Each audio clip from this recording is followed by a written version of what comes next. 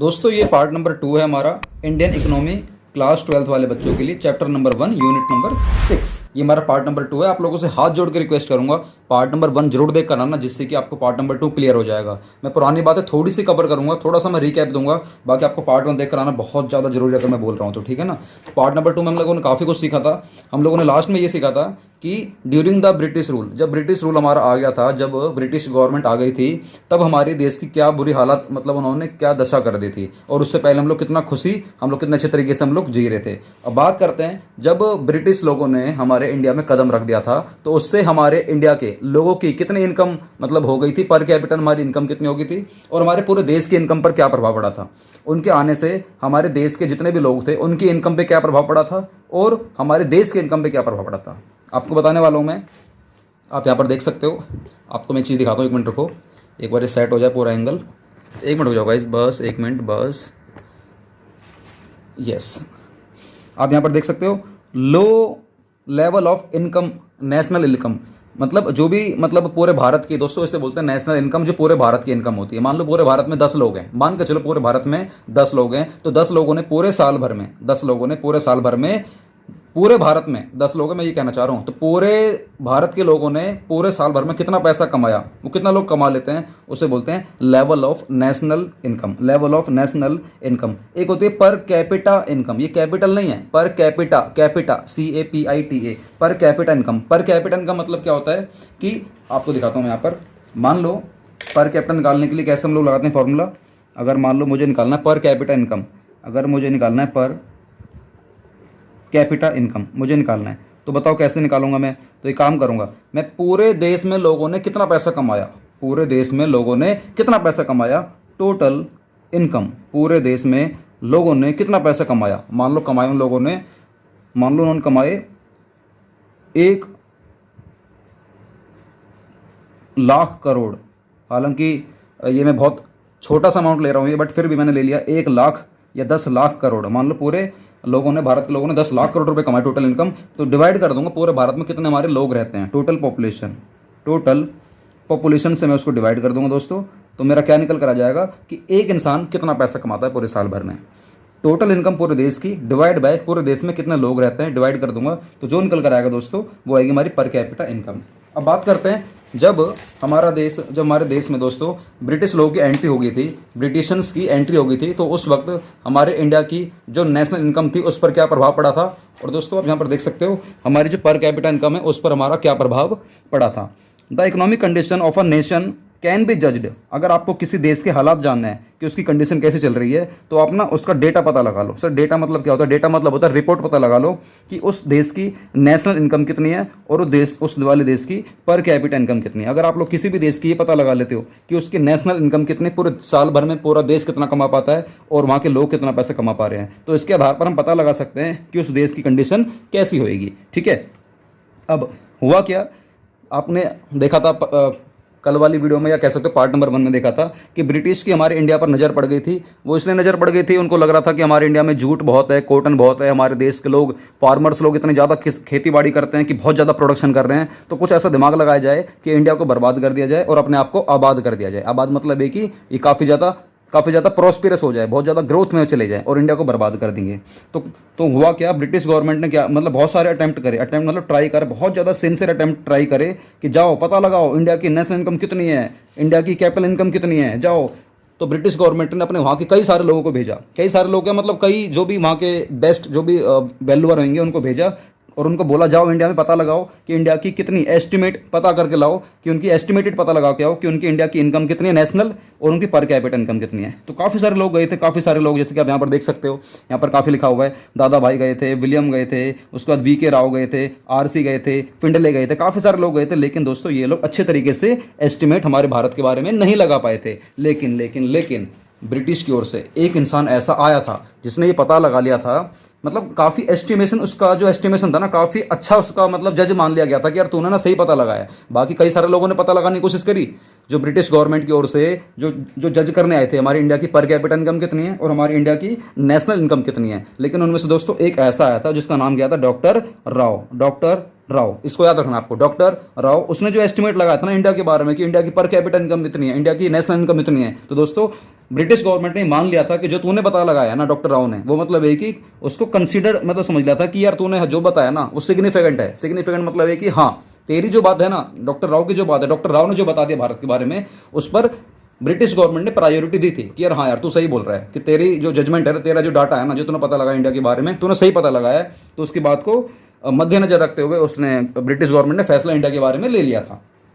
उसके बाद बात करते हैं, लेकिन अब बात करते हैं कि जो भी डॉक्टर राव ने पता लगाया था हमारे इंडिया के बारे में कि हमारे इंडिया की जो ग्रोथ रेट है इतनी है, हमारे इंडिया की नेशनल इनकम इतनी है, पर कैपिटल इनकम इतनी है, जितनी भी उसने पता लगाई हो वो तो हमें नहीं पता। डॉक्टर राव ने वहाँ पर ब्रिटिश गवर्नमेंट में गया होगा, उसके पास गया होगा, उसको बता दी होगी कि भैया ब्रिटिश जो इंडिया की जो सरकार है या इंडिया की जो इनकम है, पर कैपिटल इनकम है या इंडिया की जो नेशनल जो इनकम है ना वो इतनी है। अब उसने क्या बताई हमें नहीं पता, लेकिन आपको मैं बताता हूँ कि इंडिया की जो मतलब ग्रोथ थी वो कितने परसेंट से ग्रोथ थी, रियल जो ग्रोथ थी ना इंडिया की कितनी थी। सर ये ग्रोथ पता कैसे लगाते हैं, आप किसी भी कंट्री की ना एग्रीगेट रियल आउटपुट, आप लोग ये पता लगा लो एग्रीगेट रियल आउटपुट। सर ये क्या होता है एग्रीगेट रियल आउटपुट? देखो वैसे तो आपको बाद में बताऊं डिटेल में कि एग्रीगेट रियल आउटपुट का मतलब क्या होता है, बट फिर भी समझ लो एग्रीगेट मतलब टोटल, रियल आउटपुट मतलब आपने पूरे साल भर में किसी भी चीज़ की कितनी प्रोडक्शन करी है। मान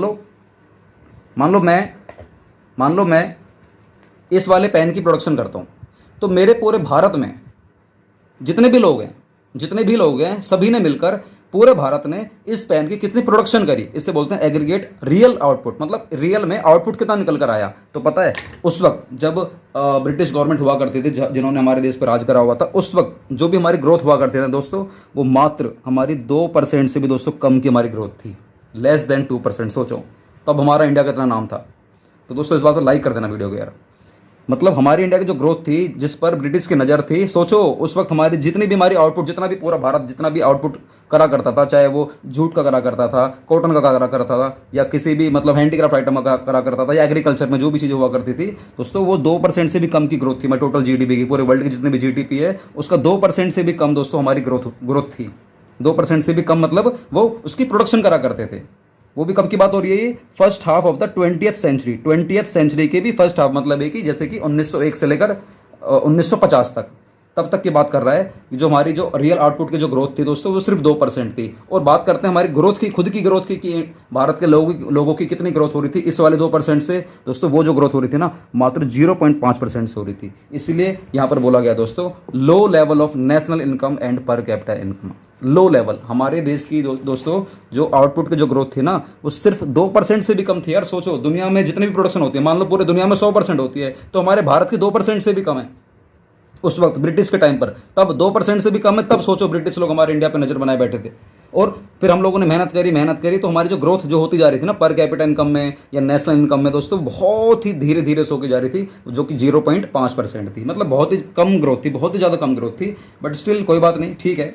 अब दोस्तों बात करते हैं एग्रीकल्चर सेक्टर की। जैसा कि मैंने आपको बताया था, आपको फर्स्ट वाली वीडियो में सिखाया था कि हमारे भारत में जितनी भी मतलब पॉपुलेशन हुआ करती थी दोस्तों, उसका 2/3 हिस्सा, 2/3 मतलब है कि हर 3 में से 2 इंसान दोस्तों एग्रीकल्चर पर डिपेंड थे, एग्रीकल्चर करा करते थे, गाँव में रहा करते थे, रूरल एरिया में रहा करते थे। रूरल मतलब गाँव में रहा करते थे। तो दोस्तों बात करते हैं एग्रीकल्चर सेक्टर का क्या उस वक्त मतलब माहौल रहा था, एग्रीकल्चर सेक्टर को किसने बर्बाद करा था। भाई सीधी सी बात है, इस पर भी नज़र आ गई थी। वहाँ के जो ब्रिटिशियन थे, गवर्नमेंट थी, जो कॉलोनियल गवर्नमेंट थी, या कह सकते हो आप लोग ब्रिटिश गवर्नमेंट थी, ईस्ट इंडिया कंपनी की जो गवर्नमेंट थी दोस्तों, उसकी भी नज़र हमारी एग्रीकल्चर सेक्टर पर पड़ गई थी। भाई सीधी सी बात है, पड़ेगी क्यों? जब एक बात बताओ, हर 3 में से 2 लोग यार एग्रीकल्चर पर ही डिपेंड है, एग्रीकल्चर कर करके अपनी जो लिवलीहुड को चला रहे हैं, मतलब अपनी आजीविका चला रहे हैं, अपने बाल बच्चों का पालन पोषण कर रहे हैं, कमा रहे हैं, खुशहाल जिंदगी में जी रहे हैं, तो कुछ तो बात होगी। तो वहाँ के लोगों ने पकड़ लिया, अंग्रेजों ने, यार भैया हर 3 में से 2 लोग तो खेती बाड़ी कर रहे हैं, तो कुछ तो बात है। तो एक काम करते हैं, अब इस पे नज़र डालो कि इसके बारे में पता लगाओ कि ये है क्या, इंडिया में एग्रीकल्चर सेक्टर पर इतना क्यों मतलब लोग इतना क्यों इस पर ज़्यादा ध्यान दे रहे हैं। तो इसको भी खत्म करने चक्कर में आ गए थे। अब देखना इसको कैसे खत्म कर दिया था, देखना। अब during the pre British period मतलब एक होता है ब्रिटिश पीरियड, एक होता है उससे भी पहले का period. The condition of the Indian agriculture was not at all satisfactory. पहली बात तो ब्रिटिश पीरियड से भी पहले की बात कर रहे हैं तो हमारी जो कंडीशन थी एग्रीकल्चर की, इंडियन एग्रीकल्चर की दोस्तों ज़्यादा अच्छी नहीं थी। पहली बात तो यार अच्छी नहीं थी, ठीक है, वो बात अलग है कि 3 में से 2 लोग काम कर रहे थे लेकिन अच्छी नहीं थी। तो दोस्तों यहाँ पर बताया गया है India's economy under the British colonial rule. आपको चल के ना पता कॉलोनियल रूल मतलब क्या होता है? जो इंडिया की जो इकोनॉमी थी under the British colonial rule was overwhelming. इसका मतलब होता है दोस्तों कुचल देना। ओवरवेलमिंग मतलब क्या होता है? कुचल देना। इंडिया की इकोनॉमी को दोस्तों ब्रिटिश की जो कॉलोनियल जो रूल था ना उसने हमारी इंडिया की जो इकोनॉमी दोस्तों उसको कुचल दिया था। क्यों? क्योंकि ज़्यादातर लोग हमारे इंडिया के जितने भी एग्रीकल्चर पर डिपेंड थे दोस्तों वो या तो रूरल मतलब गाँव में रहा करते थे या किस पर डिपेंड थे? हमारे एग्रीकल्चर पर डिपेंड हुआ करते थे। अब बात करते हैं पूरे हमारे देश में जितनी भी पॉपुलेशन थी उस वक्त दोस्तों उसका 85% हिस्सा, मतलब अगर मान लो पूरे भारत में उस वक्त 100 लोग रहा करते थे तो 100 में से 85 लोगों की बात कर रहा हूँ मैं। 85% of the countries population lived कहाँ रहा करती थी? मोस्टली इन विलेजेस, गांव में रहा करती थी। एंड गांव में क्या करा करती थी? खेती बाड़ी करा करती थी, डिराइव्ड लिवलीहुड, और वहाँ से अपना वो जीवन यापन को जिया करते थे। चाहे वो किसी भी तरीके से अपने जीवन को जीते थे, चाहे वो खेती बाड़ी से, चाहे वो कुछ भी सेल करके, मेहनत करके, एक दूसरे से खाना मांग कर, कुछ भी डायरेक्टली या इनडायरेक्टली, लेकिन वो एग्रीकल्चर पर ही दोस्तों डिपेंड थे। उनके पास आजकल तो बहुत ज़्यादा टेक्नोलॉजी आ गई है, आप लोग तो खेती बाड़ी पर डिपेंड ही नहीं हो। बताओ आप लोग जो मेरी वीडियो देख रहे हो, क्या आप लोग खेती बाड़ी पर डिपेंड हो कि मेरे पापा खेती बाड़ी करेंगे तभी हमारा जीवन चलेगा? नहीं, आजकल या तो कोई जॉब कर रहा है, बिजनेस कर रहा है, ये कर रहा है, वो कर रहा है, खेती बाड़ी पर कोई डिपेंड ही नहीं है। बहुत ही कम तादाद के लोग रह गए हैं अब हमारे पूरे भारत में जो खेती बाड़ी पर डिपेंड है। अगर खेती बाड़ी धीरे धीरे करके खत्म हो गई ना तो दोस्तों खाना मतलब क्या खाओगे तुम लोग बताओ, है ना? तो पहले के टाइम पर सोचो यार 85% लोग खेती बाड़ी पर डिपेंड थे। खेती बाड़ी होगी तभी उनका जीवन चला करता था। अब ये परसेंटेज पता नहीं कितना ज़्यादा घटकर कम हो गया होगा। even with this large of the population engaged in agriculture। आपको पता है ये बहुत ज़्यादा परसेंटेज है 85%। ये लार्ज मतलब एक पॉपुलेशन है जो कि किस पर एंगेज थी? एग्रीकल्चर पर डिपेंड थी। And country was not full sufficient in food. अब एक बात बताओ, जब इतने ज़्यादा लोग, लार्ज पॉपुलेशन 85% से भी ज़्यादा लगभग एग्रीकल्चर पर डिपेंड थे, एग्रीकल्चर किया करते थे, तो फिर यहाँ पर ये लाइन क्यों बोल रहा है? यहाँ पर ये वाली पॉइंट सीखने वाली बात है। यहाँ से आपका जो क्वेश्चन दोस्तों बनेगा ना एग्रीकल्चर के ऊपर, वो 4 से 5 नंबर का पूरा क्वेश्चन बन जाता है। इस बात को याद रखना, 4 से 5 नंबर का पूरा क्वेश्चन बन जाएगा कि एग्रीकल्चर हमारा जब इतना अच्छा था तो फिर यहाँ पर ये लाइन क्यों लिखी है? The country was not self sufficient in food. Food में सेल्फ सफिशिएंट थी, उस पर इतना भी खाना नहीं हुआ करता था कि वो खुद भी खाना खा लिया करते हैं, और ना उस पर रॉ मटेरियल हुआ करता था। सोचो जब तुम 2/3 पॉपुलेशन तो तुम यार एग्रीकल्चर कर रहे हो, 85%, 100 में से हर 85 लोग दोस्तों एग्रीकल्चर कर रहे हैं। खाना मतलब इतने ज़्यादा क्रॉपिंग कर रहे हैं, प्रोडक्शन कर रहे हैं, माल बनाए जा रहे हैं। खाने वाले कम है, बनाने वाले बहुत ज़्यादा हैं। तो यार ये क्यों कह रहा है? वो हमारे पास जो भारत में फूड की मात्रा बहुत कम हो गई थी, सेल्फ सफिशिएंट भी नहीं थे कि खुद भी नहीं खाना खा पा रहे थे, रॉ मटेरियल तक की तो बहुत दूर की बात है। ऐसा क्यों? क्योंकि नज़र पड़ चुकी थी। किसकी नज़र पड़ चुकी थी? हमारे खाने पर, ब्रिटिश गवर्नमेंट की। उसने सोचा कि अच्छा 2/3 लोग बेटा प्रोडक्शन कर रहे हो, अच्छा हर 100 में से 85 लोग तुम अच्छा खेती बाड़ी कर रहे हो, इसका मतलब है कि हमारे इस भारत देश में बहुत ज़्यादा प्रोडक्शन हो रही है खाने पीने की या किसी भी चीज़ में। जो भी हम लोग प्रोडक्शन क्या करते थे, एक काम करते हैं, इस एग्रीकल्चर सेक्टर को बर्बाद करते हैं और इन लोगों में ऐसा कर देंगे इन लोगों को कि तुम 85 को ना घटा के इतना कम कर देंगे कि तुम लोग एग्रीकल्चर करोगे ही नहीं, तुम लोग बिजनेस करोगे, ऐसा कर देंगे। तो उन लोगों ने दिमाग लगाया कि लोगों को इतना खत्म कर देंगे कि तुम्हारे मन में ही आएगा ही नहीं कि मुझे एग्रीकल्चर करना है। सर कैसे होगा? देखो सबसे रीज़न तो खैर बाद में बताऊंगा। ये कह रहा है main reasons for stagnation in agriculture sector. अब वो क्या क्या रीज़न थे जिसकी वजह से हमारे एग्रीकल्चर सेक्टर में दोस्तों मंदी आ गई, मतलब एग्रीकल्चर खत्म होते चले गया। स्टैग्नेशन मतलब होता है बहुत ही ज़्यादा स्लो होते चले गया। स्लो स्टैग्नेशन मतलब होता है वेरी स्लो। इसका मतलब क्या होता है? वेरी स्लो मतलब एक तरीके से स्थिरता बनी हो गई थी, स्थिरता बन गई थी कि मतलब है कि हाँ ठीक है यार एग्रीकल्चर चल रहा है तो चलने दे। वहाँ के लोग अब ये बोला करते थे भारत के, हाँ ठीक है यार एग्रीकल्चर ठीक है तो ठीक है, वरना कहीं जॉब कर ले, कहीं बिजनेस कर ले। मतलब बहुत ज़्यादा स्लो हो गया था। क्यों? क्योंकि वहाँ के जो लोग थे, ब्रिटिश जो गवर्नमेंट थी दोस्तों, एग्रीकल्चर को बर्बाद कर दिया था। सर कैसे बर्बाद कर दिया था? आपको ये जानना पड़ेगा। काफ़ी सारे रीज़न है सर। कितने रीज़न है? पहला रीज़न है लैंड सेटलमेंट सिस्टम। और माय गॉड सर ये क्या है? लैंड सेटलमेंट सिस्टम बताऊंगा, चिंता मत करो। लैंड सेटलमेंट सिस्टम क्या होता है बताऊंगा। उसके बाद सेकंड पॉइंट आएगा कमर्शलाइजेशन ऑफ एग्रीकल्चर। थर्ड आएगा low level of productivity, fourth आएगा स्कैरसिटी ऑफ इन्वेस्टमेंट। दोस्तों 4 पॉइंट्स आपको क्लियर हो जाएगा कि इन 4 पॉइंट ने कैसे हमारे एग्रीकल्चर को बर्बाद कर दिया और कैसे ब्रिटिश लोगों ने मिलकर, मतलब वहाँ की गवर्नमेंट ने मिलकर कैसे हमारे एग्रीकल्चर लोगों, जो फार्मर्स थे, जो कि 85% तक हमारे लोग काम करा करते थे, 2/3 पॉपुलेशन हमारी काम करा करती थी, कैसे इसको खत्म कर दिया। सबसे पहला पॉइंट है लैंड सेटलमेंट सिस्टम। सर ये क्या होता है लैंड सेटलमेंट सिस्टम? देखो लैंड सेटलमेंट सिस्टम को दोस्तों याद रखना, इसको हम लोग जमींदारी सिस्टम के नाम से भी जानते हैं। लैंड सेटलमेंट सिस्टम को हम लोग जमींदारी सिस्टम के नाम से भी जानते हैं, और नीचे यहां पर लिखा हुआ है zamindari system also known as permanent settlement system. तो कहने का मतलब ये है, इसके 3 नाम हो गए, लैंड सेटलमेंट सिस्टम या जमींदारी सिस्टम या permanent settlement system. Permanent settlement system याद रखोगे? सर मैं ये भी याद रखना परमानेंट सेटलमेंट सिस्टम? नहीं, तुम बस ये 2 याद रख लो यार, लैंड सेटलमेंट सिस्टम या जमींदारी सिस्टम। सर ये क्या होता है जमींदारी सिस्टम? तो इसके लिए तो मैं थोड़ा सा मैं तुम्हें कुछ बताऊंगा। सर क्या बताओगे? थोड़ा सा क्या बताओगे? पूरा बताओ ना। ओके मेरे बॉस, ठीक है सर, मज़ा आ जाता है सर पढ़कर। यार क्या बताऊँ यार, मैंने ज़िंदगी में इकोनॉमिक्स पढ़ी नहीं यार, तब मैं तुम्हें ऐसा पढ़ा रहा हूँ। अगर पढ़ी होती तो पता नहीं मैं क्या कर देता। अरे सर बहुत हो गया आवाज़ ही छोड़ो, चलो लिखो जमींदारी, ZAMINDARI, जमींदारी सिस्टम। जमींदारी सिस्टम, सर ये क्या होता है जमींदारी सिस्टम? देखो समझो जमींदारी सिस्टम अपना, देखो आपको दिमाग में पिक्चर क्लियर है ना कि अंग्रेजों को हमारे भारत के एग्रीकल्चर लोगों को बर्बाद करना था, तो एक ये सिस्टम लेकर आए। अब देखना कैसे बर्बाद होगा। देखो 3 तरीके से लोग हुआ करते हैं। पहला तो सीधी सी बात है, ब्रिटिशर लोग हुआ करेंगे। ये लोग, ये बना दिया ब्रिटिशर, ठीक है ना। ये देखो इनके ऐसे से बाल हुआ करते थे, ब्रिटिशर्स लोगों के ऐसे से बाल हुआ करते थे, ठीक है ना। सर पे तो बाल होते ही नहीं थे, और इनकी गुस्सा सा रहता था, आँख फूटी फूटी से रहती थी। ये कौन है दोस्तों? ये हैं ब्रिटिशर्स। ब्रिटिशर्स स्पेलिंग क्या होगी ब्रिटिशर्स की यार? BRITISH, पता नहीं यार क्या होगी, ठीक है ना। ब्रिटिशर्स ये लोग हुआ करते थे, लोग। अच्छा ब्रिटिशर्स लोग, इनकी एकदम नज़र पड़ गई हमारे भारत देश पर। सर डराओ मत सर। अरे डरा नहीं रहा भाई, इसको लगा ब्रिटिशर को, अच्छा ये भारत देश है, ठीक है ना, ये भारत देश है, इसमें बहुत सारे लोग हैं यहाँ पर प्रोडक्शन कर रहे हैं, बहुत सारी प्रोडक्शन कर रहे हैं, तो बहुत छोटे छोटे लोग, बहुत सारे छोटे छोटे लोग, 2/3 लोग यहाँ पर काम करा करते थे, मतलब 85% से भी ज़्यादा लोग यहाँ पर दोस्तों काम किया करते थे। तो ब्रिटिशर को लगा ठीक है एक काम करते हैं, हमने कॉलोनियल कंसेप्ट तो लगा ही रखा है कि जो भी हम लोग बोलेंगे ये लोग वही काम करेंगे, तो ये काम करते हैं, इनसे पहले प्रोडक्शन करवाते हैं। तो ये लोग भैया छोटे छोटे लोग हुआ करते हैं, गांव में रहते हैं भैया, छोटी मोटी खेती वगैरह करते हैं, तो कुछ थोड़ा बहुत माल बचता है, हो गया तो हम लोगों ने खा लिया और जी लिया, बस कोई पैसा कमाने का कुछ ऐसा हुआ ही नहीं करता था। तो ये लोग बहुत छोटे छोटे किसान हुआ करते थे, या तो हम लोग इसको कह सकते हैं स्मॉल फार्मर्स। क्या बोला करते थे हम लोग? Small farmers.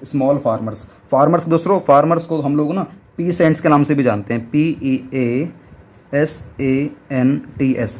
ये डिक्शनरी वर्ड है, खैर आपको काम में लेना नहीं है। फार्मर्स को हम लोग पीसेंट्स के नाम से भी जानते हैं। बहुत छोटे छोटे पीसेंट्स हुआ करते हैं, जो कि 85% लोग हैं। अब ब्रिटिश को लगा कि डायरेक्ट अगर इनसे बोलूँगा कि तुम लोगों ने जितनी भी खेती बाड़ी करी है मुझे दो, तो भाई ये तो देंगे नहीं, क्यों, ज़मीन इनकी, सब कुछ इनकी है।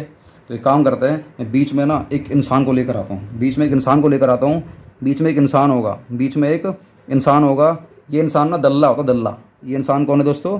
दल्ला। कौन है ये? दल्ला। सर आप ऐसे वर्ड क्यों बोल रहे हो सर? अरे दल्ला मतलब होता है जो बीच में जो इंटरमीडियरी का काम करता है, दल्ला मतलब इंटरमीडियरी। इसका नाम है, मैं चलो नाम इंडियन नेम रख दूंगा, तो यार आप लोग फिर उस नाम को ना प्रचलित कर दोगे यार पूरे भारत में, इसलिए मैं नाम नहीं रख रहा। तो इसका नाम है, इस दल्ले का नाम क्या रखें बताओ आप लोग, नीचे कमेंट बॉक्स होता है ना, इस दल्ले का नाम क्या रखें। इस दल्ले ने ही तो इस सिस्टम को पूरा बर्बाद कर दिया था। इस दल्ले को पता सिर्फ रोकड़े से मतलब था, सिर्फ पैसों से मतलब था। एक दिन ब्रिटिशर ने ना इस दल्ले को ढूंढा, ढूंढा क्या, मतलब ब्रिटिशर ने इस, मतलब ये भोला भाला इंसान था, इसको ना इतना लालच दिया, इस भोले वाले इंसान को दल्ला बना के छोड़ दिया। अब इसको क्या बोला ब्रिटिशर ने क्या बोला दल्ले को, सुन ये बहुत सारे भारत देश में तेरी नज़र होनी चाहिए, मेरी तो नज़र है, ये तेरी भी होनी चाहिए अब इसके अंदर। सर मैं तो सर इसी के अंदर रहता हूँ। अरे तो इसी के अंदर रहता है, लेकिन तेरी नज़र अब वो अलग टाइप की होनी चाहिए। तो ये कह रहा सर किस टाइप की होनी चाहिए? देख जितने भी छोटे छोटे फार्मर हैं यहाँ पर बहुत ज़्यादा प्रोडक्शन होती है, खेती बाड़ी बहुत ज़्यादा होती है, तो ये काम कर। अब ये लोग कौन है? इन्हीं को बोलते हैं हम लोग जमींदार। इन्हीं को दोस्तों क्या बोलते हैं? जमींदार। इन्हें बोलते हैं जमींदार। अब ये जो जमींदार है ना, ये ब्रिटिश का ही हुआ करता था, ये बंदा ब्रिटिश का बन गया था। ये जो जमींदार है ना ब्रिटिश का बन गया था। तो इस ब्रिटिशर ने जमींदार को बोला सुन, तो यहाँ से ना प्रोडक्शन करवा, ये जितनी भी ज़मीन है ना ये मेरे कंट्रोल में है। ब्रिटिशर ने क्या बोला? जितनी भी ज़मीन है सारे मेरे कंट्रोल में है। जमींदार ने ब्रिटिशर ने जमींदारों को क्या बोला कि इंडिया की जितनी भी ज़मीन है वो सारे मेरे कंट्रोल में है, तो इसमें जितनी भी प्रोडक्शन होएगी ना सारे मेरे तरीके से होएगी, लेकिन तू इनसे ना ज़्यादा प्रोडक्शन करवा। मतलब तू इन पर नज़र रख, ये काम नहीं करेंगे, इन्हें मार मार के काम करवा, इनसे मार मार के काम करवा, ज़्यादा काम करवा, ज़्यादा काम करवा। तो तू ये काम कर, इनसे इस ज़मीन का, जितनी भी हमारी ज़मीन है भारत में, इनका इस पर कब्जा था, ब्रिटिशर्स का इस भारत की ज़मीन पर कब्जा था। तो जितने भी प्रोडक्शन करेंगे वो सारी तो इन्हीं की है, लेकिन तू इन ज़मीन को यूज़ करने के बदले में ना इन लोगों से किराया ले, इन लोगों से किराया ले। किराया को हम लोग ना यहाँ पर रेंट, हम लोग जानते हैं किराए को मतलब क्या बोलते हैं, रेंट। लेकिन यहाँ पर दोस्तों रेंट वर्ड यूज़ नहीं कर सकते हम लोग। यहाँ पर हम लोग यूज़ करेंगे, इन लोगों से लगान लिया जाएगा, लगान। पहले क्या बोला करते थे दोस्तों, लगान। मतलब कुछ नहीं, लगान मतलब रेंट है और कुछ नहीं, इसको अलग तरीके से मत देखना। तो ब्रिटिश ने क्या बोला, इन लोगों से तो लगान ले, लगान ले, और इस लगान को उसका कुछ परसेंटेज अपने पास रख ले, अपने पास रख ले, और ज़्यादा मेजर पोर्शन, मेजर मतलब बड़ा परसेंटेज तो मेरे पास फिक्स्ड डेट को, फिक्स्ड डेट को, और मतलब जो भी उसकी जगह होगी, प्लेस वगैरह होगी, उस जगह पर तेरे को पहुंचवा देना। अगर तूने फिक्स डेट तक इन लोगों से कलेक्ट नहीं करा, ब्रिटिश जमींदार को बोला अगर तूने इस डेट तक, मान लो कोई भी डेट है, मान लो मैं कह रहा हूँ हर महीने की पहली तारीख को, अगर तूने इन लोगों से लगान नहीं लिया, वापस नहीं लिया, लगान कलेक्ट नहीं करा, और तूने मुझे मेरा परसेंटेज नहीं पहुंचाया, तो याद रखियो जितना तेरा प्रॉफिट का मार्जिन बन रहा है ना, वो सारा भी तेरे को मेरे पास पहुंचाना पड़ेगा। तो ये तो परेशानी में आ गया। तो जमींदार ने इन पे अत्याचार करा, मार मार के लगान निकलवाया, लगान निकलवाया, और बेचारों के पास मतलब इतना ज़्यादा लगान, इनके ऊपर इतना ज़्यादा लगान थोप दिया था इस जमींदार ने, क्योंकि इसको दल्ला बना के छोड़ दिया था। अब इसको ज़्यादा कमीशन चाहिए, अब ज़्यादा कमीशन चाहिए, तो इन लोगों से क्या बोला, भारत के लोगों से, कि तुम ज़्यादा प्रोडक्शन करो, ज़्यादा माल बनाओ, ज़्यादा माल बनाओगे, ज़्यादा कमीशन बनेगा मेरा, ज़्यादा प्रॉफिट बनेगा, ज़्यादा लगान तुम्हें देना पड़ेगा। तो दोस्तों इस जमींदार ने दोस्तों इस तरीके से, इसे बोलते जमींदारी सिस्टम। अब इससे क्या हुआ, ये लोग परेशान हो गए, भारत के लोग परेशान हो गए कि यार हम इतनी प्रोडक्शन करते हैं, अब बताओ मेरे बच्चे तक नहीं खा पा रहे, मेरे बीवी बच्चे तक नहीं खा पा रहे हैं, रोड पर आ गए, हम जितनी प्रोडक्शन करते हैं सारी वो ले जाते हैं ब्रिटिशियंस, बल्कि मुझे लगान और देना पड़ता है। तो धीरे धीरे धीरे धीरे धीरे धीरे करके कितने लोगों का ना मन बदल गया, उनका मनोबल टूट गया, और इन लोगों ने अपनी फार्मर की जो भी मतलब क्रॉपिंग करने की, जो भी कल्टिवेटिंग करने की, जो भी एक इनके अंदर वो थी, जो एक हॉबी थी, या मतलब एक मेहनत करने की जो इच्छा थी ना दोस्तों, खत्म होती चलेगी, खत्म होती चलेगी, खत्म होती चलेगी। और दोस्तों इस तरीके से इस सिस्टम ने मतलब काफ़ी ज़्यादा जो प्रोडक्शन है ना, मतलब इंडिया में फूड की किसी भी तरीके से दोस्तों उसको ख़त्म कर दिया, उसको ख़त्म कर दिया। और यहाँ तक कि जो ये लोग थे, जो फार्मर्स लोग थे दोस्तों, इन लोगों ने जो क्रॉपिंग करने स्टार्ट करी फिर बाद में, क्रॉपिंग मतलब होता है माल, मतलब जो फूड वगैरह, जो मतलब जो जिसकी भी मतलब खेती बाड़ी कर रहे हैं, जो भी कर रहे हैं खेती बाड़ी वगैरह। तो दोस्तों क्रॉपिंग में हमारे दो टाइप की होती है, क्रॉपिंग हमारी दोस्तों दो टाइप की होती है, याद रखना। एक होती है फूड क्रॉपिंग, फूड, एक होती है हमारी कैश क्रॉपिंग। एक होती है फूड क्रॉपिंग, एक होती है हमारी दोस्तों कैश क्रॉपिंग। जो फूड क्रॉपिंग होती है ना, इसका मतलब एक दोस्तों ये खुद के लिए, खुद के कंजम्पशन के लिए, खुद के कंजम्पशन के लिए, फॉर सेल्फ कंजम्पशन के लिए दोस्तों ये लोग उस चीज़ की खेती बाड़ी क्या करते थे कि यार जितना ही माल बनेगा हम लोग खुद ही यूज़ करेंगे। होता नहीं है, कई गांव वाले होते हैं, छोटी मोटी जगह होती है, वो खुद ही खेती बाड़ी कर लेते हैं, खुद ही उसमें आलू बो दिए, उसमें सब्जी बो दी, उसमें अनाज बो दिया, खुद ही जितना बोया उसे वो खुद ही स्टोर करके खुद ही पूरे साल भर खाते हैं। एक होती है क्रॉपिंग, फूड क्रॉपिंग, जो खुद ही प्रोड्यूस करते हैं, खुद ही पूरे साल भर खाते हैं, कोई बेचने वेचने से मतलब नहीं है। एक होती है कैश क्रॉपिंग। तो कितने सारे ऐसे लोग इस चीज़ से, इस वाले सिस्टम से परेशान होकर दोस्तों उन लोगों ने ना कैश क्रॉपिंग का बिजनेस स्टार्ट कर दिया। सर कैश क्रॉपिंग क्या होता है? कैश क्रॉपिंग मतलब होता है जितनी प्रोडक्शन करेंगे दोस्तों वो आगे फर्दर सेल कर देंगे, सेल कर देंगे। सर किसको सेल कर देंगे? इस जमींदार को, और जमींदार इसको भेज देगा, अपना कमीशन लेते हुए चलता बनेगा, साइड बनेगा। दोस्तों ये जो क्रॉपिंग थी ना, पहले फूड क्रॉपिंग हुआ करती थी और बाद में किस में कन्वर्ट होगी दोस्तों? ये कैश क्रॉपिंग में कन्वर्ट हो गई थी। क्या बात समझ में आ रही है? ये सर बात समझ में आ रही है। अब थोड़ा सा पढ़कर देख लेते हैं। चलो मैं थोड़ी सी स्क्रीन जूम इन कर लेता हूँ और थोड़ा सा आपको पढ़कर दिखाता हूँ। आप यहाँ पर देख सकते हो, ये देखिए पेंसिल ले लेता हूँ एक। तो जो स्टेगनेशन आई, मतलब जो भी स्थिरता आई, जो भी मतलब काफ़ी ज़्यादा एग्रीकल्चर सेक्टर में जो भी कमी आई दोस्तों, वो किस कारण की वजह से आई थी? तो यहाँ पर कह रहा है द मोस्ट इंपॉर्टेंट रीज़न, सबसे ज़्यादा मोस्ट इंपॉर्टेंट रीज़न दोस्तों यही है फॉर स्टेगनेशन, मतलब जो भी कमी आई है इन एग्रीकल्चर सेक्टर में, was the introduction of zamindari system by the colonial government. भाई कॉलोनियल गवर्नमेंट ने तो जमींदारी सिस्टम लाया था, अभी तो जमींदारी सिस्टम है ही नहीं, ऐसा कुछ तो है ही नहीं। क्यों? जब हमारी कॉलोनियल गवर्नमेंट ही नहीं है तो दोस्तों जमींदारी सिस्टम भी नहीं होगा। तुम्हारी खुद की जमीन है, खुद प्रोडक्शन करो, खुद अपने रेट से बेचो, तुम्हारी मर्जी, ठीक है। Under this system profits accruing out of agriculture sector went to the zamindar. जो भी प्रॉफिट कमाया करते थे बेचारे गरीब लोग, ये बेचारे किसान लोग, ये जमींदार को चले जाया करता था इन द फॉर्म ऑफ लगान के फॉर्म में। The main interest of the zamindar, जो जमींदार का जो मेन इंटरेस्ट हुआ करता था, भाई तुम्हें बताया ना जमींदार का मेन काम क्या था? भाई उसे तो पैसा कमाना है, वो तो दल्ला है, उसे तो पैसा कमाना था।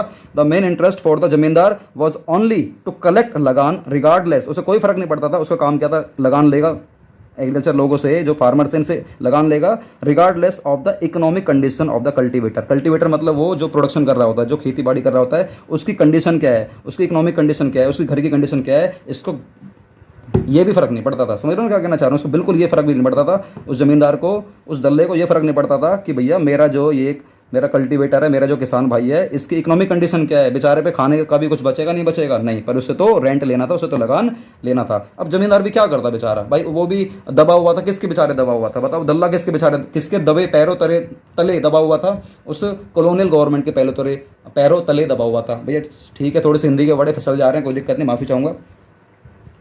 और देखो, कॉलोनियल गवर्नमेंट ने ठीक है, ने किसको, जब उस जमींदार को ने डेट दे दी थी, the dates for depositing specified sum of lagaan, मतलब लगान का सारा नहीं यार, कुछ एक स्पेसिफाइड सम, सारा नहीं यार, क्योंकि भाई वो जमींदार भी मेहनत कर रहा था, कुछ उसको भी रखा करता था वो, टू ब्रिटिश गवर्नमेंट पहुंचा देगा। वर ऑल्सो फिक्स्ड, ये भी फिक्स्ड था किस डेट को पहुंचाएगा।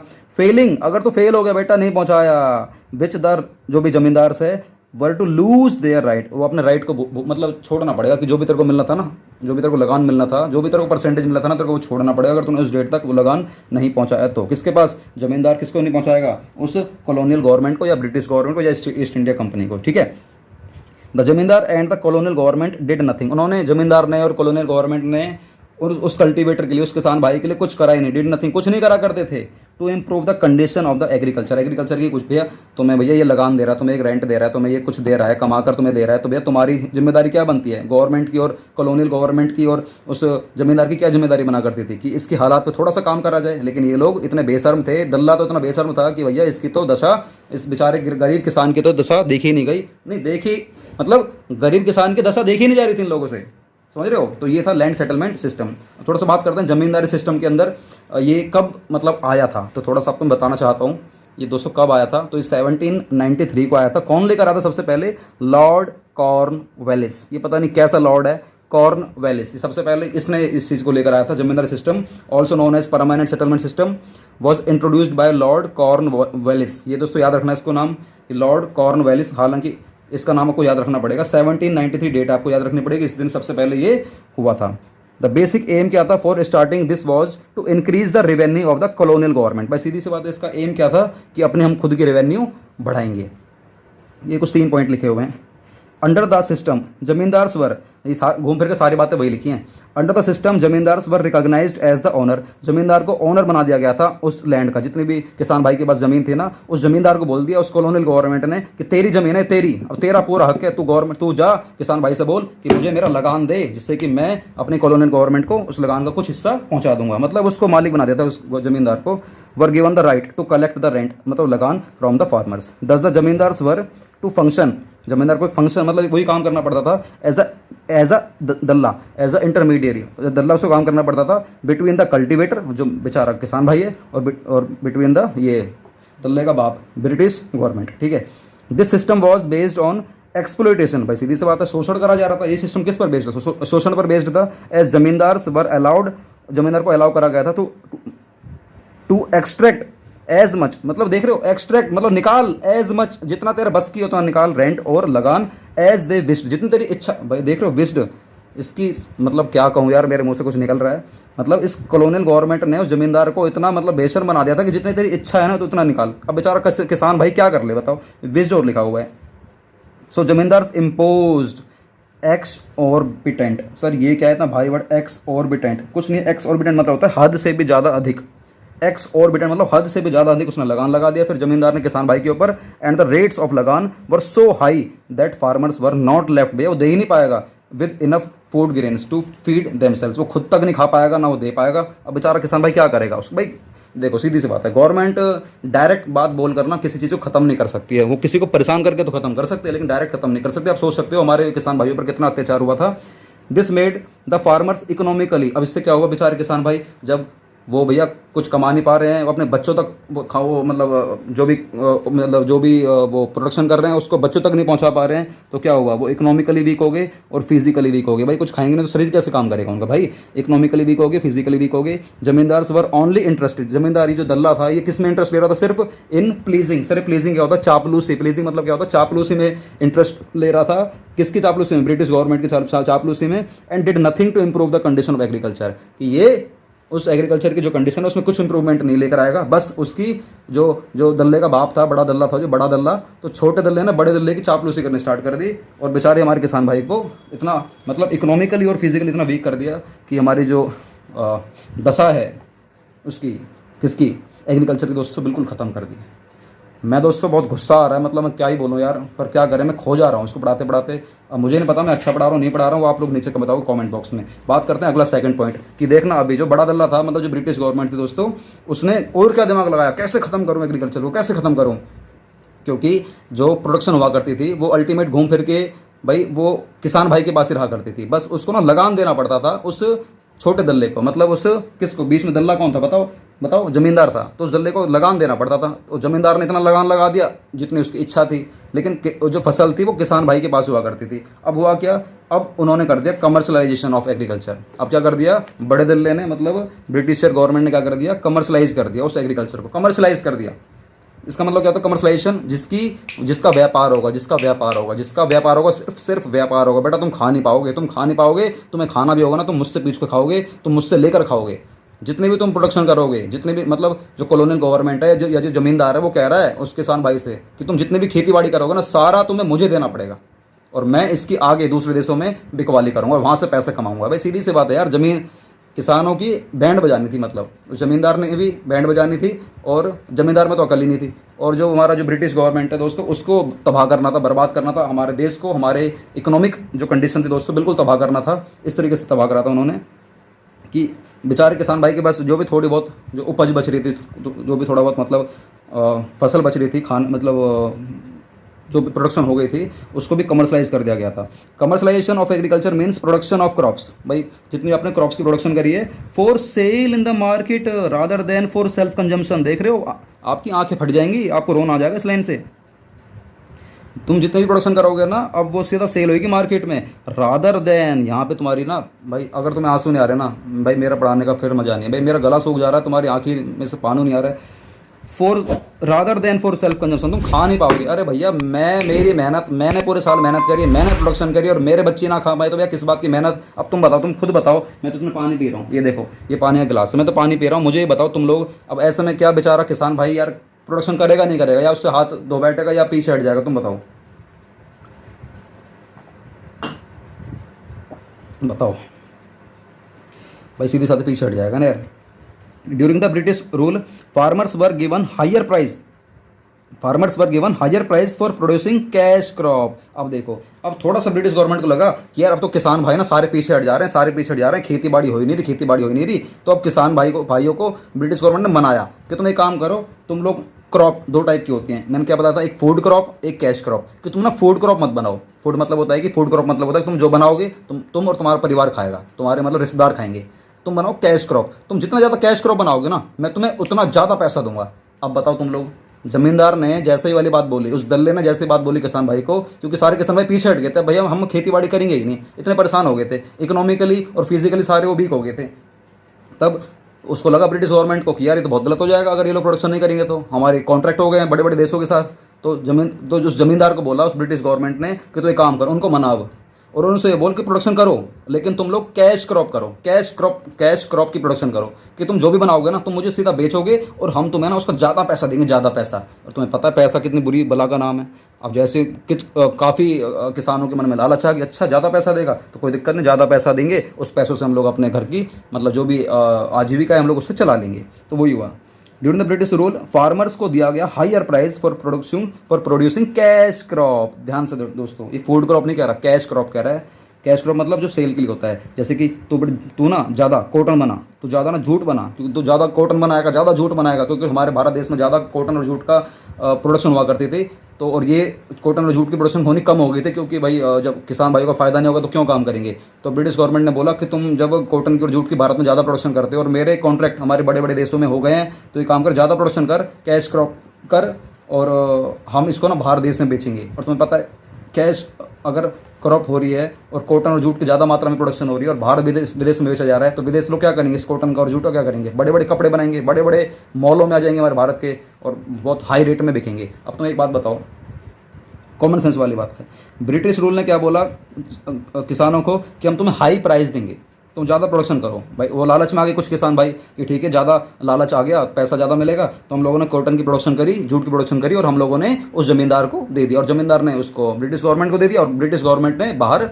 विदेशों में दे दिया, और विदेशों में यही कपड़ा कॉटन का और जूट का, यही छोटे जो रॉ मटेरियल है वहाँ पर फिनिश्ड गुड्स में कन्वर्ट होकर इंडिया में वापस आ गया। अब मुझे बताओ, इंडिया में जब वापस आएगा वो जो जूट है, वो जो कॉटन है, वो कपड़ा बनकर जब आएगा और बाहर के विदेशों के स्टैंप लग कर आएगी, तो इंडिया में रेट सस्ते होंगे महंगे होंगे? बताओ सर, महंगे होंगे। जब महंगे होंगे तो जो किसान उस वक्त लालच में आ गया था, हायर प्राइस जो तुम्हें मिल रहा है इस वक्त, जो तुम लालच में आ गए हो, और विदेश में तुम लोग जाकर अपने कच्चे प्रोडक्शन को तुम वहाँ पर बेच रहे हो, और वहाँ से वो कपड़ा, जूता, बेल्ट वेल्ट जो बनकर आ रहा है, और तुम लोग भारत में खरीद रहे हो, और तुम सबसे ज़्यादा पैसा दे रहे हो, सबसे महंगा तुम पैसा दे रहे हो, तो तुम एक बात बताओ, तुम लोगों ने दिमाग कहाँ रहा फिर? तो किसी भी तरीके से ना गवर्नमेंट को तुम लोगों को बेवकूफ़ बनाना था, मतलब भारत को। तो इस तरीके से बेवकूफ़ बना दिया कि तुम कच्चा माल कोई दिक्कत नहीं, तुम मुझे महंगे रेट में दो, बाद में यही कच्चा माल ना मैं विदेश भेज दूंगा, वहाँ से बढ़िया माल बनकर आ जाएगा, और भारत में इसी को बेच दूंगा महंगे रेट पर। तो कुल मिलाकर ये कि जो मैंने ज़्यादा प्राइस दिया ना गवर्नमेंट को, गवर्नमेंट ने इन किसान भाइयों को, ये इन्हीं लोगों से वसूल कर लेंगे। तो भैया तुम्हारी जेब में आया क्या फिर? सर इससे क्या शिक्षा मिलती है? शिक्षा ये मिलती है, या तो कच्चा माल विदेश में दो मत भाई, सीधी सी बात है। अब तो खैर कॉलोनियल गवर्नमेंट है ही नहीं, अब तो भैया अपनी खुद की मनमानी है। तो पहले यही था यार कि ना, अगर पहले के लोगों में ये था कि हम लोग रॉ मटेरियल बाहर दे देंगे और बढ़िया माल बनकर आएगा, हम लोग खरीद लेंगे, तो भैया नहीं खरीदना चाहिए था ना। कोई दिक्कत नहीं, तुम महंगे रेट में बेचो भाई, गवर्नमेंट तुम्हें चला रही है, तुम गवर्नमेंट चलाओ ना, गवर्नमेंट से तुम हाई रेट ले लो, उसके बाद तुमने कच्चा माल वहाँ पे विदेश में बेच दिया, और तुम यहाँ पर इंडिया में जब वो बनकर आ रहा है माल, तो इंडिया में तुम उसकी परचेजिंग ही मत करो, नहीं करोगे तो फिर इंडिया में इसकी कॉटन की और जूट की जो सेल है, मतलब जो मांग है, वो थोड़ी कम हो जाएगी, तो ऑटोमेटिकली रेट तो कम हो ही जाएगा, लेकिन तुम्हारे ऊपर जोर दबाव आना कम हो जाएगा, और तुम अपनी ज़िंदगी पुरानी तरीके से जी पाओगे। बट कई लोगों ने ऐसा करा भी होगा, ठीक है। तो द ब्रिटिश रूल्ड, बस यही है, ठीक है ना। तो फूड हमारे दो टाइप के होते हैं, ये फूड क्रॉप्स होती है और कैश क्रॉप होती है, आपको पता ही चली गई है। बात करते हैं थोड़ा सा आगे, यहाँ पर देख लेते हैं। Commercialisation of agriculture resulted in famines. इसका मतलब क्या होता है बताओ? इसका मतलब होता है भुखमरी या सूखा। फ्रिक्वेंट फैमाइंस या फैमिन्स जो भी है, इसका मतलब होता है भुखमरी या सूखा पड़ जाना, भुखमरी आ जाना, समझ रहे हो? इसका मतलब ये होता है। खैर कोई बात नहीं। तो कमर्शलाइजेशन ऑफ एग्रीकल्चर, जैसे हमारा जो एग्रीकल्चर है वो कमर्शलाइज हो गया था, तो उसका क्या रिजल्ट पड़ा था, क्या फेमाइन, मतलब उससे क्या रिजल्ट अल्टीमेट क्या पड़ा था? During the British rule agriculture was commercialised, ठीक है भाई। टू कैटर सर, कैटर क्या होता है भाई? कैटर मतलब होता है, मतलब ज़रूरत पूरा करने के लिए, क्या मतलब किसी भी चीज़ की। During the British rule agriculture was commercialise, agriculture commercialise कर दिया गया था to cater to the need of the British industries, जो ब्रिटिश इंडस्ट्रीज से जो भी जरूरत है उनको पूरा करने के लिए, फॉर नेसेसरी रॉ मटेरियल। क्या बात समझ में आ रही है? Yes sir. एग्रीकल्चर को इसलिए कमर्शलाइज करा गया कि तुम लोग जो भी रॉ मटेरियल प्रोडक्शन करोगे, जो भी बेचारे हमारे किसान भाई बहन हैं, जो भी रॉ मटेरियल प्रोडक्शन करेंगे, उसको दोस्तों ब्रिटिश गवर्नमेंट अपनी खुद की नीड को कैटर करने के लिए, पूरा करने के लिए उसको यूज़ में करेंगे, ठीक है। ऐसा ही हुआ था। द ब्रिटिश इंडस्ट्रियलिस्ट, जो ब्रिटिश के जो भी इंडस्ट्रियलिस्ट थे, जो भी बड़े बड़े व्यापारी थे, उद्योग मंडी के व्यापार संगठन के जो भी बड़े बड़े मालिक थे, were always in need of raw material. उनको हमेशा रॉ मटेरियल नीड हुआ करती थी, जैसे कि कॉटन की, जूट की, ग्राउंड नट की, शुगर केन की, etcetera, to keep their factories running, जैसे कि उनको अपनी कंपनियां उनको रनिंग करनी है, लगातार चलाती रहनी है। इसलिए ब्रिटिश इंडस्ट्रियलिस्ट को हमेशा इस रॉ मटेरियल कच्चे माल की हमेशा उनको आवश्यकता हुआ करती थी, इसीलिए तो रेट हाई कर दिया था भाई, दिमाग लगाओ।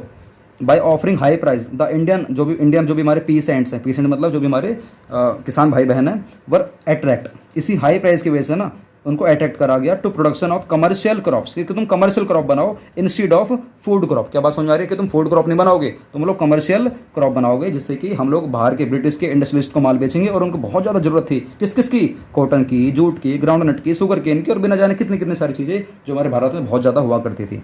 The extent of commercial agriculture were so far as to make many peasants, बहुत ज़्यादा मतलब किसान भाई बहन को purchase their food requirement from shops in town. बात समझ में आ रही है? मतलब इसका ये है कि कमर्शियल एग्रीकल्चर इतने ज़्यादा, मतलब इतने हद तक पहुंच गया था कि खुद किसान भाई बहनों को ना, अगर खुद के लिए अगर फूड रिक्वायरमेंट की जरूरत है ना, तो उसी टाउन के अंदर जितने भी शॉप खुली हुई है ना, तुम्हें वहाँ से जाकर लेकर आना पड़ता है। मतलब है कि तुम्हें इतना ज़्यादा रेट मिल रहा था, तुम इतने लालच में आ गए थे कि तुमने सारी प्रोडक्शन उस मतलब बाहर उस विदेश को, तुमने उस व्यापारी को तुमने बेच दी, और जब तुम्हें खुद की जरूरत पड़ी तो तुम उसी टाउन में जाते हो, उसी की शॉप में जाते हो, और वहाँ पर तुम लोग अपनी फूड की रिक्वायरमेंट को पूरा करा करते हो। अरे भैया तुम्हारा दिमाग कहाँ गया था भाई, कहाँ गया था? उस लालच ने तुम्हें कितना बर्बाद कर दिया था ना। अच्छा एक बात और है यार, कहने वाली बात तो लालच ने बर्बाद कर देता। अगर तुम उसकी बात नहीं मानते ब्रिटिश गवर्नमेंट की, तो वो तुम्हें मतलब फिर मारते, कौड़ियों से मारा मारा करते थे, ये भी तो दिक्कत है ना। तो बेचारे किसान भाई करा करते तो क्या करते यार, उनको हाई रेट मिल रहा था, ले लिया, सारा बेच दिया लालच के चक्कर में। कुछ थोड़ा बहुत ज़रूरत है, बीवी बच्चों को खाना है, तो उस इंडस्ट्रियलिस्ट की मार्केट में गए, वहीं से उनके शॉप पर गए, उसी के टाउन में गए, वहाँ छोटी मोटी दुकान देखी और उसी चीज़ को खरीद के ले आए और न जाने कितना पैसा देकर आया करते थे। तो यही हो रहा है भाई, यही हो रहा है, यही हो रहा है। कान को इधर से पकड़ो चाहे उधर से पकड़ो, जेब तुम्हारी ही ढीली होगी। This fall in production of food crop was responsible for frequent famines. अब इससे क्या हुआ दोस्तों, जो फूड क्रॉप्स जो मतलब प्रोडक्शन है दोस्तों, काफ़ी ज़्यादा मतलब फेमाइन्स हो गई, काफ़ी ज़्यादा सूखा पड़ गया था, भुखमरी पड़ गई थी इंडिया में ड्यूरिंग द ब्रिटिश डेज दोस्तों। इसीलिए आपको यहाँ से ये शिक्षा मिलती है, सर ये कहानी सुना रहे थे क्या आप, कहानी नहीं सुना रहा भाई, शिक्षा ये मिलती है कि हमारे आजकल, मैं देखो ओपन बोल रहा हूँ, पता आज भी कुछ ऐसी चीज़ें हैं जो दोस्तों हम लोग इग्नोर कर रहे हैं और वो चीज़ें हो रही हैं जो होनी नहीं चाहिए। अब सोचो मैं किधर बोल रहा हूँ, अगर आप कुछ सोच पाते हो अपना दिमाग लगाकर, छोटे छोटे बच्चे हो, सोचो कि ऐसा क्या हो रहा है जो मैं मतलब हमारे साथ हो रहा है और होना नहीं चाहिए। जैसे दोस्तों मतलब बहुत बुरा हम लोगों का शोषण हो रहा है आज भी। अब क्या हो रहा है आपको सोचना है, दिमाग लगाना है, सोचो, दिमाग लगाओ। बच्चे हो तो बहुत ज़्यादा अच्छे तरीके से आप सोच लोगे, जो न्यूज़ पढ़ता होगा ना बता देगा कि ऐसा क्या है जो नहीं होना चाहिए लेकिन वो हो रहा है। तो नीचे बताना कमेंट बॉक्स में, ठीक है। गलत मत बोलना, कोई पॉलिटिकल बातें मत करना यार, क्योंकि फिर उससे ना वीडियो पे दिक्कत आ जाती है, ठीक है। थर्ड पॉइंट, और किस तरीके से गवर्नमेंट ने किस तरीके से मतलब हमारे जो किसान भाई बहन उनको कैसे बर्बाद करा। Low level of productivity. अब हुआ क्या दोस्तों, ऐसा करने से हमारी जो प्रोडक्टिविटी है ना दोस्तों, प्रोडक्टिविटी दोस्तों काफ़ी लो हो गई थी। सर लो हो गई थी भाई, सीधी सी बात है ना भाई, तुम लोगों को चाहिए ज़्यादा प्रोडक्शन, भाई सीधी सी बात है। जो कॉलोनियल गवर्नमेंट थी उसने ज़मींदार को बोला जा तो एक काम कर, करोड़ों की मार मार किसान भाई बहनों में, सब में मार, और उनसे बोल कि ज़्यादा प्रोडक्शन करे। अरे भैया ज़्यादा प्रोडक्शन कहाँ से कर दूंगा, मेरे 2 हाथ हैं, छोटी ज़मीन है, कहाँ से कर दूंगा, या तो तुम मशीनें दो। अब हुआ क्या करता, हमारी जो लेवल की जो प्रोडक्टिविटी थी दोस्तों, उनको जो बहुत ज़्यादा चाहिए थी कि ज़्यादा माल दो, ज़्यादा माल दो, ज़्यादा रॉ मटेरियल दो। अरे भैया कहाँ से दे देंगे ज़्यादा। तो लो हमारी लेवल्स ऑफ टेक्नोलॉजी, हमारे पास उस वक्त टेक्नोलॉजी नहीं थी। जो भी इंसान जो भी प्रोडक्शन क्या करता था वही कंधे पे रख के बैल वगैरह चलाया करता था। आजकल तो बहुत मशीनें आ गई बढ़िया बढ़िया। तो पहले टेक्नोलॉजी नहीं थी, पहले लैक ऑफ इरिगेशन फैसिलिटी, मतलब सिंचाई करने की जो सुविधाएं दोस्तों वो भी बहुत कम हुआ करती थी। मतलब होता था कि सिंचाई करने की जो व्यवस्था थी दोस्तों, व्यवस्था वो काफ़ी बेकार थी कि हमें ज़मीन में पानी डालना, पानी पूरे ज़मीन में पानी डालना है, खेती बाड़ी करने के लिए पानी नहीं हुआ करता था। अरे जब पानी है नहीं, टेक्नोलॉजी है नहीं, तुम्हें कम समय में ज़्यादा माल चाहिए, कहाँ से दे देंगे भैया, कहाँ से दे देंगे। तो हमारी जो प्रोडक्टिविटी थी दोस्तों बहुत कम थी।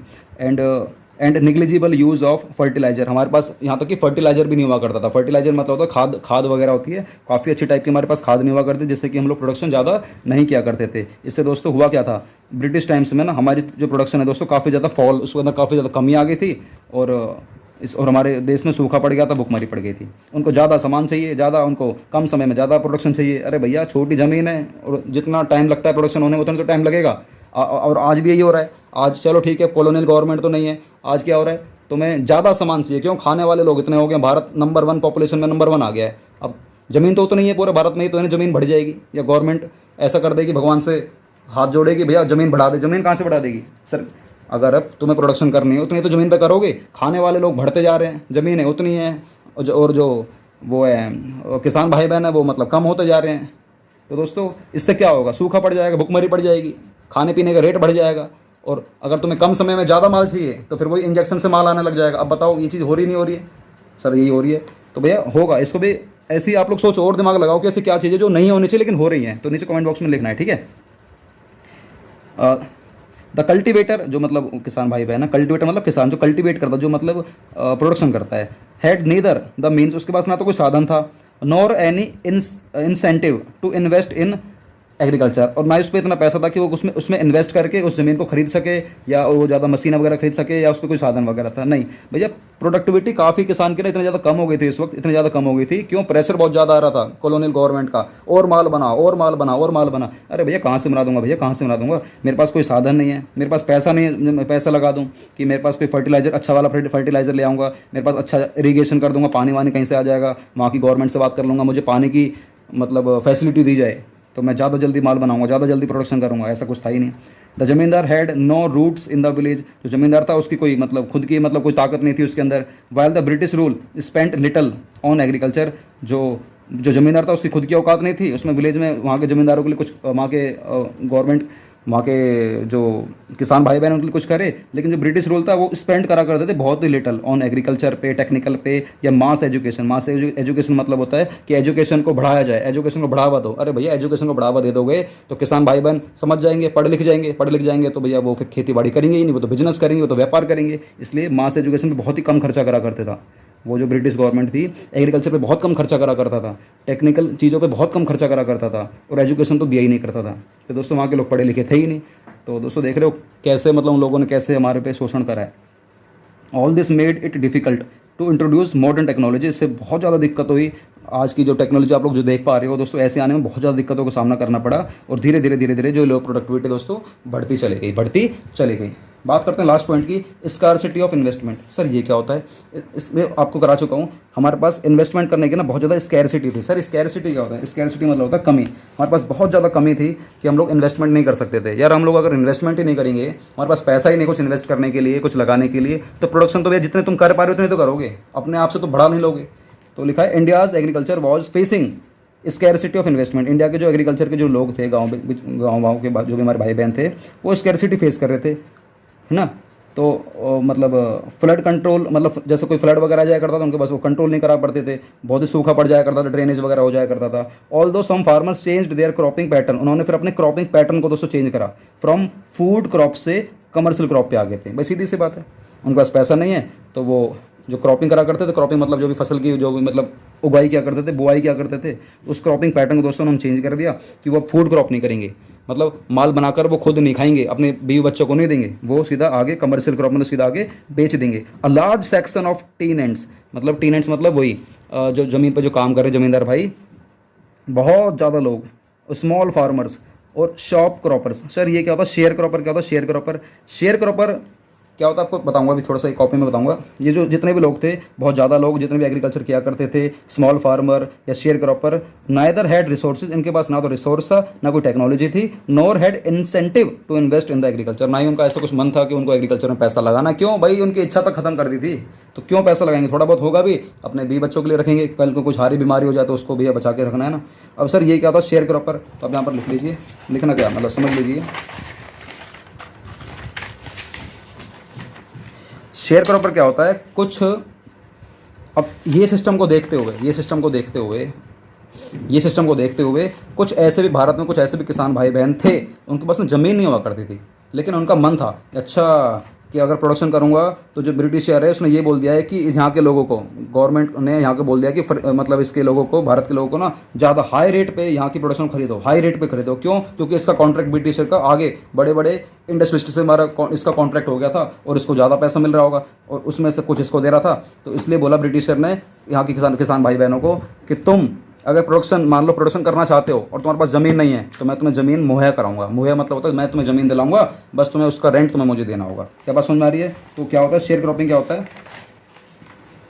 तो शेयर क्रॉपिंग क्या होता है? ये एक ज़मीन है, इसका मालिक कोई और है, इसका मालिक कोई और है, लेकिन तुम एक पर्सन है, वो इसको यूज़ करना चाह रहा है, तो यूज़ कर, कोई दिक्कत थोड़ी नहीं है। तो उसका किराएदार बन जा। किराएदार मतलब होता है टीनेंट, इसका तो किराएदार बन जा और तू इस ज़मीन को यूज़ कर।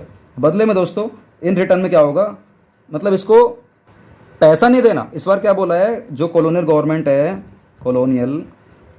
है, यहाँ पर तो क्या बोला था कि तुम्हारे पास खुद की ज़मीन है, तुम खुद की ज़मीन पर माल बनाओ, तुम्हें अगर खुद के यूज़ के लिए थोड़ा बहुत माल रखना है, अपने खुद के लिए रख सकते हो, या फिर तुम कैश क्रॉपिंग कर सकते हो। कैश क्रॉपिंग मतलब क्या होता है आपको चल गया पता? कैश क्रॉपिंग मतलब सेल करने के लिए, तुम माल बनाओ, मुझे बेचो और मैं तुम्हें हाई रेट दूंगा। और यहाँ पर कुछ लोग ऐसे भी थे जिनको ऐसा काम करने में मज़ा आ रहा था, मतलब अच्छा ऐसा काम भी है, तो गवर्नमेंट को लगा कि काम करता हूँ, भारत में लोग भाग बहुत ज़्यादा हैं, उनमें से मैं बोलता हूँ लोगों को, गवर्नमेंट के पास तो बहुत ज़्यादा ज़मीन पड़ी है, ये ज़मीन ये रही, ज़मीन ये रही, ज़मीन ये रही, ज़मीन ये रही, ज़मीन ये रही, ज़मीन ये रही, ज़मीन ये रही, और सारी ज़मीन बेकार जा रही थी, खाली पड़ी थी। तो कॉलोनियल गवर्नमेंट ने ऐसे छोटे छोटे लोगों को पकड़ा और क्या बोल दिया कि हमारी ज़मीन को यूज़ कर, किराएदार बनकर, लेकिन मैं तेरे से पैसा, मतलब तू मेरे को ना ये माल बेचेगा नहीं, होगा क्या, इस ज़मीन का किराया तू मुझे देगा।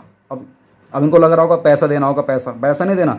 तुम जितनी भी ज़मीन पे प्रोडक्शन करोगे ना, इसकी आधी, मतलब उस वक्त जो भी डिसाइड करा होगा, आधी देनी है, 1/4 करनी, कितने भी करनी है, ये क्रॉपिंग तू अपने पास रखेगा और बाकी सारी मुझे दे देगा।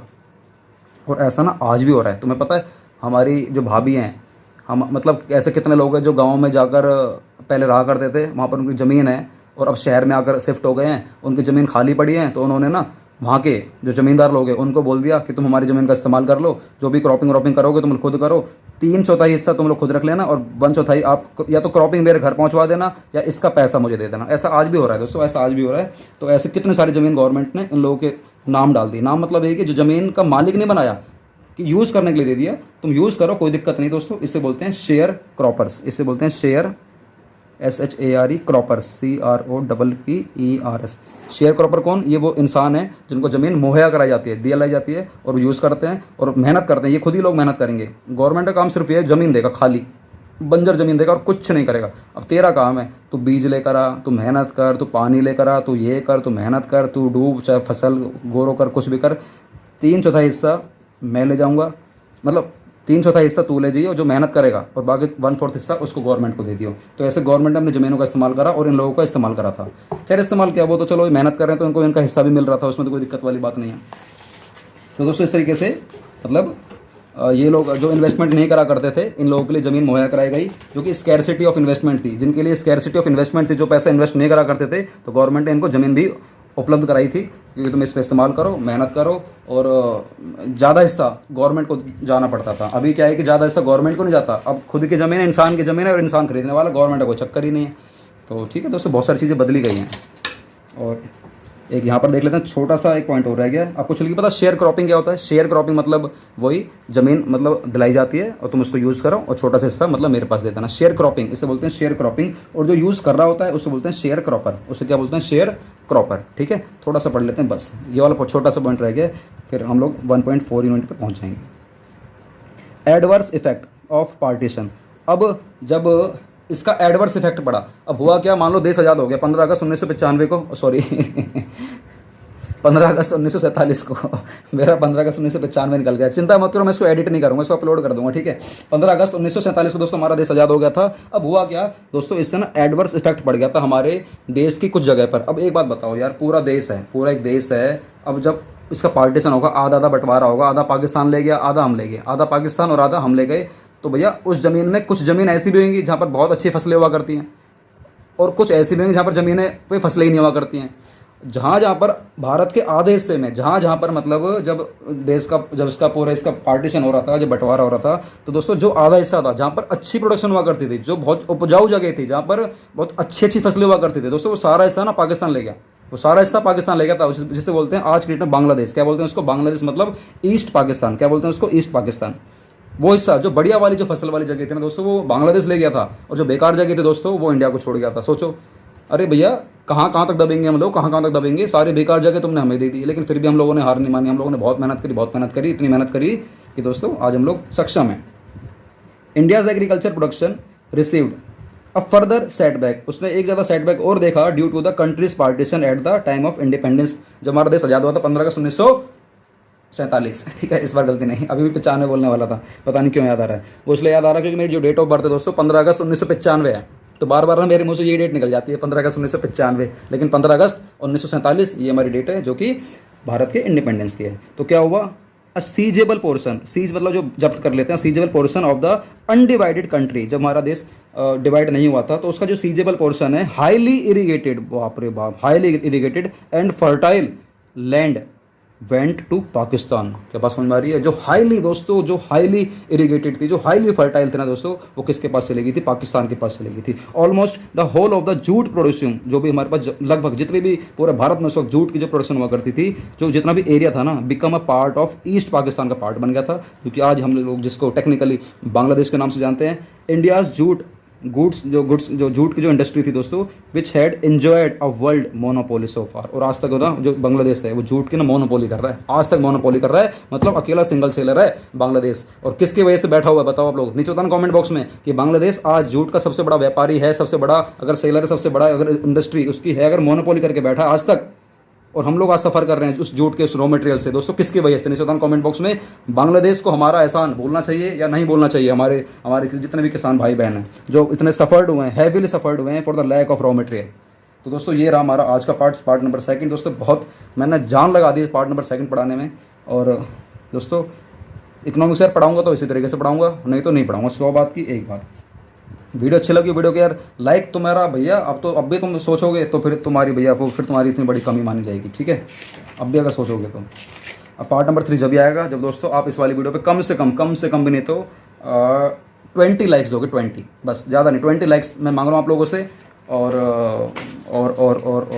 बस ज़्यादा कुछ नहीं यार, मेरी इच्छा ज़्यादा कुछ नहीं है। तो ये अगर आपको ये नोट्स वगैरह चाहिए जो मैं आप लोगों के लिए यहाँ पर बनाता हूँ, सारे जो बनाता हूँ यहाँ पर कुछ काम की बातें लिख देता हूँ, तो हमारे टेलीग्राम पेज को फॉलो कर लेना, जिसका लिंक आपको नीचे डिस्क्रिप्शन में दिया गया है। और हमारे इंस्टाग्राम आईडी को फॉलो करना बिल्कुल ना भूलें, क्योंकि वहाँ पर मैं हर संडे लाइव आता हूँ, आप लोगों से बातचीत करता हूँ, बहुत मज़ा आता है आप लोगों से, हर संडे बात करता हूँ, ठीक है।